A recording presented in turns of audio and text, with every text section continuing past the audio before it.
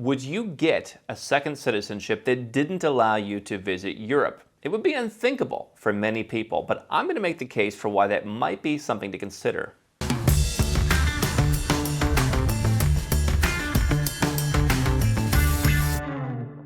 Hi, I'm Andrew Henderson. This is Nomad Capitalist, where we help 7- and 8-figure entrepreneurs and investors legally go where you're treated best. More at nomadcapitalist.com.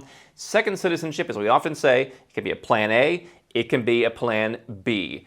If you want to live in tax-free Antigua and Barbuda, getting a citizenship there allows you to go and spend as much time as you want. You can potentially lower your tax bill, enjoy the tropical climate. Not a bad plan A.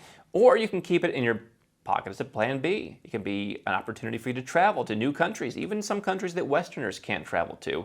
It can be an opportunity for you to leave your current country if you ever need to. There's a lot of benefits to this, but one of the things that's constantly marketed when it comes to second citizenships, especially those that are offered off the shelf, is can you travel to the European Union?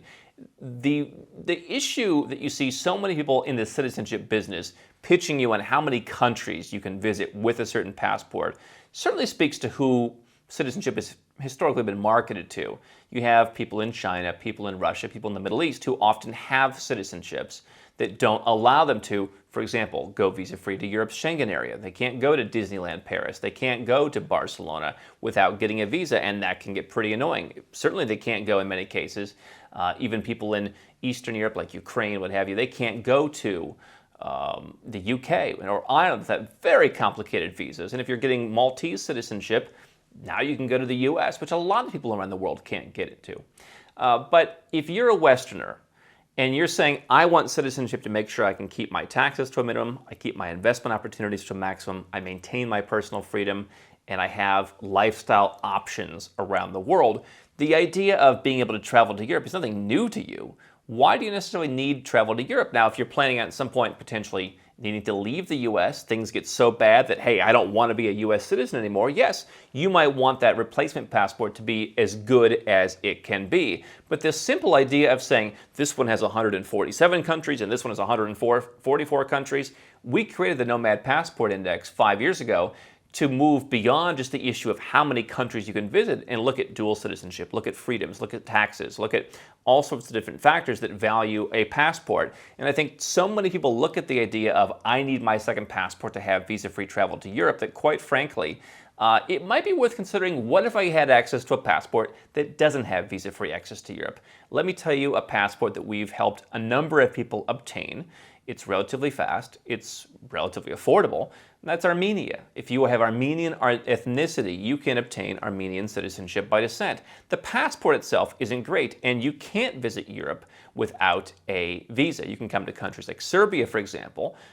You can go elsewhere in Eastern Europe, Central Asia. You can go to China now, but you can't go to Europe. Now, is that the best passport in the world? No. And if I were an American and I was planning on giving up my citizenship, would I want to only be Armenian? Not necessarily. Depends on where I want to live, how often I want to travel. It could work, it could not work. But I wouldn't overlook an option like that. I wouldn't overlook, for example, on the opposite side of the spectrum, a citizenship by investment that is open to anyone in a country like Turkey, which, while they can't go as Turkish citizens to Europe without a visa, they can't go to the US, Canada, Australia, New Zealand, they can go really a lot of other places, including, again, some places that you as a Westerner can't go.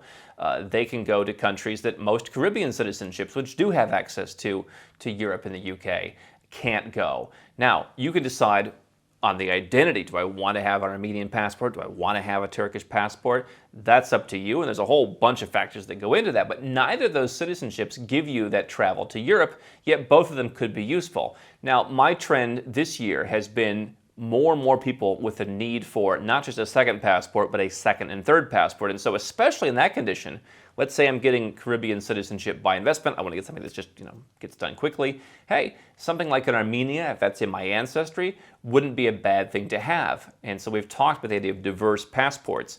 So I think that if you're looking at second passports, this idea of where you can travel isn't necessarily that important, especially if you're keeping a Western nationality. If you're American and plan to stay American, if you're Canadian and plan to stay Canadian, as one person who got Armenian citizenship was, what's the big issue? You're adding visa-free travel to a couple of extra countries, 3 or 4 in particular with Armenian, that you don't have as a Canadian. But as long as you can travel on your Canadian passport, you can merely go back and forth. If you're going to Serbia, you pick which one serves me better today. If you're going to South America, Armenia has decent coverage there, you pick which one better represents me. The advantage of some of these smaller passports that don't have EU access is you could go to Armenia and get a police report for your residence application in some other country in potentially as little as a day. You have these zippier services that you might not have in a Caribbean citizenship country, which again is often marketed of go to Europe, so much so that now they're telling people, hey, don't talk about our program that you can go to Europe. And so the other challenge I see with visa-free access to Europe, and why potentially if you're going to have 3 passports, you would want one passport that even didn't give you access, was the idea that Europe is able to muscle countries that have that visa-free access. Look at the Balkans, for example. Look at when Albania said, we want to have a citizenship by investment program. They said, well, forget being a member of the EU and potentially forget even coming to Europe, which Albanians have the privilege to do. Look at what Montenegro was told by the EU when they renewed their citizenship program all throughout the way. Oh my goodness, we're going to make your life difficult. Moldova canceled their citizenship program. Of course, they border Romania. All these kind of Eastern European countries that have tried to get into the citizenship business have basically been told by the EU, this does not bode well for you. Certainly there may come a time in the future when you're going to see some requirements imposed on other citizenship by investment programs around the world by Europe. Hey, if you want to keep access, you've got to do this. You've got to be more difficult. You've got to require people to come and live in your country for a while. You're already seeing that in Vanuatu, where the EU is pulling visa-free travel for all citizens who got a passport after 2015 when the Citizenship by Investment program took off. So Europe can pull the strings to a certain extent, whereas if you're Turkey, listen, not every country, in my opinion, has to operate in the exact same way. There are certainly international norms and international standards, but if Turkey wants to naturalize people through investment because they bought an apartment, what is it anyone else's business what Turkey does? And by a Turkish passport having access to large swaths of the world in Africa, in Southeast Asia, pretty much the entire Americas from Mexico on south and the Caribbean, those countries are a lot less likely to be concerned, whereas Europe kind of often puts a fly in the ointment.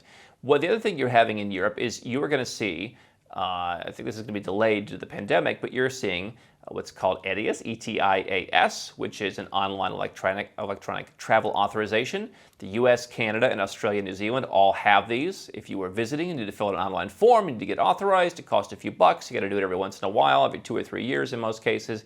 Europe is now bringing one of these in. So the idea of I have a passport that can go to Europe is going to become a little bit diminished, not significantly diminished, but even holding a residence permit in Europe could in some cases be diminished if you have a passport with visa-free travel. There are some cases where it would actually be better to go to Europe with this new system. And so Europe is going to become a little bit more difficult, not for 99% of people, but it's going to become a bit more of a hassle.